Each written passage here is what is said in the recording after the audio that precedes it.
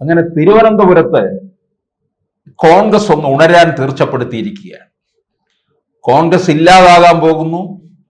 കോൺഗ്രസ് മുക്ത ഭാരതത്തില് കേരളവും വരുമല്ലോ, അങ്ങനെയൊക്കെ ആയിരിക്കാം സംഭവിക്കാൻ പോകുന്നത് എന്നൊക്കെ പലരും കണക്ക് കൂട്ടിയിരിക്കുമ്പോഴാണ് തദ്ദേശ തെരഞ്ഞെടുപ്പിന് മുന്നോടിയായിട്ട് കോൺഗ്രസ്സുകാർ തന്നെ ഇപ്പോൾ ആദ്യ സ്ഥാനാർത്ഥി പട്ടിക പ്രസിദ്ധീകരിച്ചിരിക്കുകയാണ്.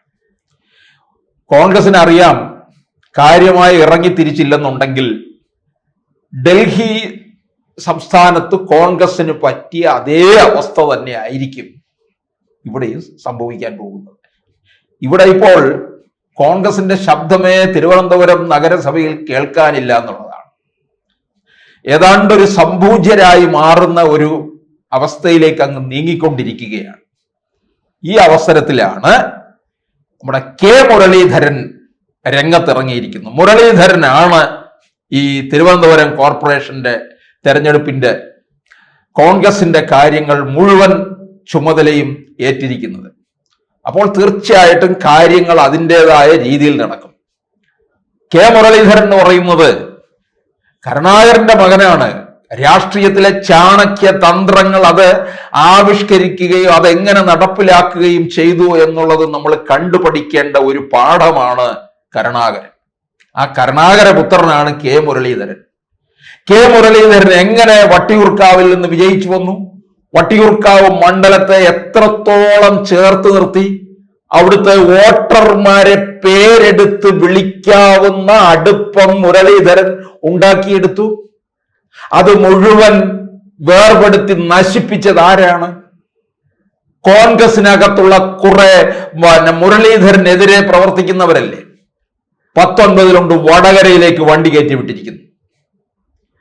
ഈ കെ സി വേണുഗോപാൽ എന്ന് പറയുന്ന ഹൈക്കമാൻഡ് കളിക്കാതിരുന്നാൽ മതി, മുരളീധരൻ വിചാരിച്ചാൽ തിരുവനന്തപുരത്ത് കോൺഗ്രസിനെ ശക്തിപ്പെടുത്തി കൊണ്ടുവരാൻ പറ്റും. മുരളീധരൻ KPCC പ്രസിഡന്റ് ആയിരിക്കുന്ന സമയത്തല്ലേ ഒന്ന് ഈ KPCC ആസ്ഥാനമായ ഇന്ദിരാഭവൻ ഒന്ന് ഉണർന്ന് പ്രവർത്തിച്ചത്? ഇപ്പൊ സണ്ണി ജോസഫിനെ എടുത്ത് അവിടെ പ്രതിഷ്ഠിച്ചിട്ടുണ്ട്. സണ്ണി ജോസഫ് എന്താ ചെയ്യുന്നത്? സണ്ണി ജോസഫിന് ഒന്നും ചെയ്യാൻ കഴിയുന്നില്ല. 3 വർക്കിംഗ് പ്രസിഡന്റുമാരുടെ ഭരണമാണ് അവിടെ നടക്കുന്നത്. സണ്ണി ജോസഫ് വെറും ഒരു പാവയായിട്ടിരിക്കുകയാണ്. കോൺഗ്രസിന്റെ ദേശീയ അധ്യക്ഷൻ ആയിട്ടുള്ള സോണിയാഗാന്ധിയുടെ അടുക്കളക്കാരനായിട്ടുള്ള മല്ലികാർജുൻ ഖാർഗെയെ പോലെയാണ് ഇപ്പോൾ ഇവിടെ സണ്ണി ജോസഫ് ഇരിക്കുന്നത്. കാര്യങ്ങളൊക്കെ നോക്കുന്നത് വേറെ പലരുമാണ്. അപ്പോൾ മുരളീധരൻ ഇരുന്ന അവസരത്തില് മുരളീധരൻ ഒരു ഉണർവ് ഉണ്ടാക്കി എടുക്കും എന്നുള്ളത് ഉറപ്പാണ്. ഇവിടെ ഈ നഗരസഭയിലേക്ക് ഒരു വല്ലാത്ത അവസ്ഥയിലേക്കാണ് കോൺഗ്രസ് മാറിപ്പോയത്. ഒരു തരത്തിലും പരിചയമില്ലാത്തവരെ അവിടെ ഇറക്കി നിർത്തി വെറുതെ അങ്ങ് മത്സരിപ്പിക്കുക മാത്രമാണ് കോൺഗ്രസ് ചെയ്തത്. BJP തിരുവനന്തപുരം കോർപ്പറേഷൻ പിടിച്ചെടുക്കും എന്നുള്ള വാശിയോടുകൂടി നിൽക്കുമ്പോഴാണ് കോൺഗ്രസ് സ്ഥാനാർത്ഥി പട്ടികയുമായിട്ട് രംഗത്ത് വന്നിരിക്കുന്നത്. കെ ശബരിനാഥൻ ആണ് ഇത് നയിക്കാൻ പോകുന്നത്. ശബരിനാഥൻ അരുവിക്കര MLA ആയിരുന്നു. അരുവിക്കരയിലെ ഉപതെരഞ്ഞെടുപ്പിലൂടെ വന്നു, പിന്നീട് വിജയം. പക്ഷേ അരുവിക്കര നിയമസഭാ മണ്ഡലത്തിലെ പ്രവർത്തനങ്ങളിൽ അതൃപ്തരായിരുന്ന വോട്ടർമാർ പിന്നീട് 21 സ്റ്റീഫനെ നിയമസഭയിലേക്ക് പറഞ്ഞുവിടുകയും ചെയ്തു. അങ്ങനെ അരുവിക്കരയിൽ നിന്ന് ഏതാണ്ട് ശബരിനാഥന് എല്ലാം പറക്കിക്കെട്ടി പോന്ന് അടുത്ത നിയമസഭാ തെരഞ്ഞെടുപ്പിൽ തിരുവനന്തപുരം സെൻട്രൽ മത്സരിക്കണമെന്നുള്ള താല്പര്യം നിൽക്കുമ്പോഴാണ് ഇത്തരത്തിൽ തിരുവനന്തപുരം കോർപ്പറേഷനിലെ മേയർ സ്ഥാനാർത്ഥിയായി ഉയർത്തി കാണിച്ചിരിക്കുകയാണ്. സാധാരണ കോൺഗ്രസിലെ ഒരു അമരത്തേക്ക് വരാനായിട്ട് നിരവധി പേരിങ്ങനെ കുപ്പായം തയ്ച്ച് നിൽക്കാറുണ്ടല്ലോ. പക്ഷെ അത് മാറി. ഇവിടെ മുഖ്യമന്ത്രിയാകാനായിട്ട് നമുക്കറിയാം, അങ്ങനെ നിരനിരയായി നിൽക്കുകയാണ് കുപ്പായം തയ്ച്ച്. ആര് മുന്നേ എന്നുള്ള മട്ടിലാണ് നിൽക്കുന്നത്. അത് മാറി. അത് ഇവിടെ കോർപ്പറേഷനിൽ ആ ഒരു ഇതില്ല. മുരളീധരൻ കാര്യങ്ങൾ നിയന്ത്രിച്ചുകൊണ്ട് മുമ്പോട്ട് പോകുന്നത് കൊണ്ടാണ് ഇത്തരത്തിലുള്ള ശബരിനാഥനെ ഇറക്കിയത്. എന്തുകൊണ്ടും നല്ലതാണ്. ഇതിനകത്തൊരു ജാതി മേധാവിത്വം ഒക്കെ തന്നെ ഉണ്ട്. അത് നോക്കി തന്നെയാണ് ഇവര് സ്ഥാനാർത്ഥി പട്ടികയൊക്കെ നിശ്ചയിച്ചിരിക്കുന്നതും. ഇവിടെ നോക്കുക, ബി ജെ പി വളർന്നു വന്ന് നോക്കുക. ആദ്യം അവർ 0-ൽ നിന്നാണ് വളർന്നു വന്നത്. 0-ൽ നിന്ന് 6-ലേക്ക് എത്തി, പിന്നീട് വീണ്ടും 0-ലേക്ക് പോയി, പിന്നീട് അവർ 36-ലെത്തി. ബി ജെ പിക്ക് ഇപ്പോൾ ഏറ്റിരിക്കുന്ന ഒരു ക്ഷതം എന്ന് പറഞ്ഞാൽ തിരുമല അനിലിന്റെ മരണമാണ്. വായ്പ എടുത്തിട്ട് അവരുടെ പാർട്ടിക്ക് അകത്തുള്ളവർ തന്നെ തിരിച്ചടയ്ക്കാതെ, പ്രവർത്തകർ തന്നെ തിരിച്ചടയ്ക്കാതെ വന്ന സാഹചര്യത്തിൽ അനിൽ ആത്മഹത്യയിലേക്ക് പോയി.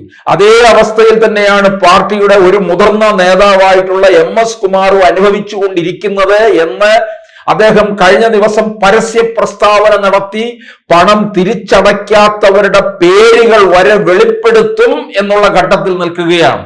ഇത് BJP-യെ പ്രതിരോധത്തിൽ എത്തിച്ചിരിക്കുകയാണ്. BJP-ക്ക് ഒരു വലിയ മുന്നേറ്റം ഉണ്ടാക്കിയിട്ടുള്ള ഇടമാണ് തിരുവനന്തപുരം എന്ന് ഓർക്കണം. അത് ഇത്തവണ BJP-ക്ക് പിടിച്ചെടുക്കാൻ കഴിയുന്നില്ല എന്നുണ്ടെങ്കിൽ BJP കേരളത്തിൽ ഒരു കാലത്തും നന്നാകാൻ പോകുന്നില്ല എന്നുള്ളതിന്റെ സൂചനയായിരിക്കും തിരുവനന്തപുരം കോർപ്പറേഷനിൽ നിന്ന് അവർക്ക് കിട്ടാൻ പോകുന്നത്. തിരുവനന്തപുരം കോർപ്പറേഷൻ എന്ന് പറയുന്നത് കഴക്കൂട്ടം നിയമസഭാ മണ്ഡലം, വട്ടിയൂർക്കാവ്, തിരുവനന്തപുരം സെൻട്രൽ, നേമം ഇവ ചേർന്നിട്ടുള്ളതാണ്. അപ്പോൾ ഇവിടെ അതുപോലെ തന്നെ കോവളവും, ഇതിലൊക്കെ തന്നെ കഴക്കൂട്ടമായാലും വട്ടിയൂർക്കാവായാലും നേമത്തും BJP A ക്ലാസ് മണ്ഡലമായിട്ട് പരിഗണിച്ചിട്ടുള്ളത് കൂടിയാണ്. ആ പരിഗണന കൊടുത്തിരിക്കുന്ന സ്ഥിതിക്ക് പ്രത്യേകിച്ച് നേമം മണ്ഡലം അവർ കൂടുതൽ ശ്രദ്ധ കേന്ദ്രീകരിക്കുന്നു. രാജീവ് ചന്ദ്രശേഖർ മത്സരിക്കാൻ പോകുന്നു. നേമം നിയമസഭാ മണ്ഡലത്തിലെ ഒട്ടുമിക്ക വാർഡുകളും BJP-ക്ക് അനുകൂലമാണ് എന്നുള്ളത് കഴിഞ്ഞ ലോക്സഭാ തെരഞ്ഞെടുപ്പിൽ മനസ്സിലാക്കിയതാണ്.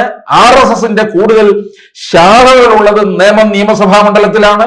ഇതൊക്കെ BJP-ക്ക് അനുകൂലമായിട്ട് നിൽക്കുമ്പോൾ ഇത് കോൺഗ്രസിന്റെ ഈ മുന്നേറ്റം, കാരണം LDF പലതരത്തിലുള്ള സമ്പത്തിനെ ഇറക്കിക്കൊണ്ട് മുന്നോട്ട് വരും എന്നാണ് അറിയുന്നത്.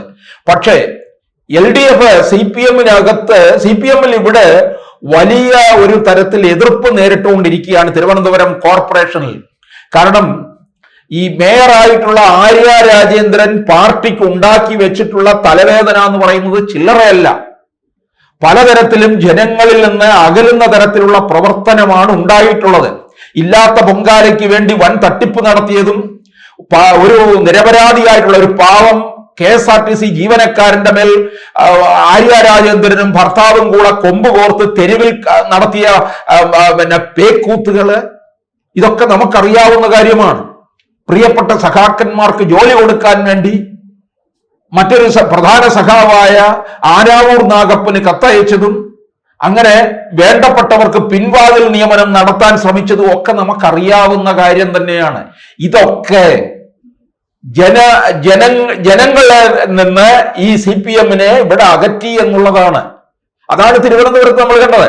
അതുകൊണ്ടാണ് ഇവിടെ ഇപ്പോൾ കോൺഗ്രസുകാർ ഉണർന്നിരിക്കുന്നത്. ശബരിനാഥനെ ഇറക്കി ശബരിനാഥൻ നയിക്കും. അങ്ങനെയാണെന്നുണ്ടെങ്കിൽ ഇത് കോൺഗ്രസ് ഒരു പക്ഷേ ഇവിടെ രക്ഷപ്പെടാനുള്ള സാധ്യത ഉണ്ട്. എനിക്ക് തോന്നുന്നു കോൺഗ്രസും BJP-യും തമ്മിലായിരിക്കും മത്സരം നടക്കാൻ പോകുന്നത് എന്നുള്ളതാണ്. CPM ഇവിടെ അപ്രസക്തമാകുന്ന ഒരു രീതിയിലേക്ക് കാര്യങ്ങൾ മാറും എന്നുള്ളത് ഉറപ്പായിട്ടുള്ളതാണ്. എന്തായാലും ഈ കടൽക്കിഴവന്മാരെ ഒക്കെ മാറ്റി പുതിയ ഒരു നിരയിലേക്ക് കാര്യങ്ങൾ വരുന്നത് കോൺഗ്രസിൽ ഒരു ശുഭ സൂചകമായിട്ടുള്ളത് തന്നെയാണ്.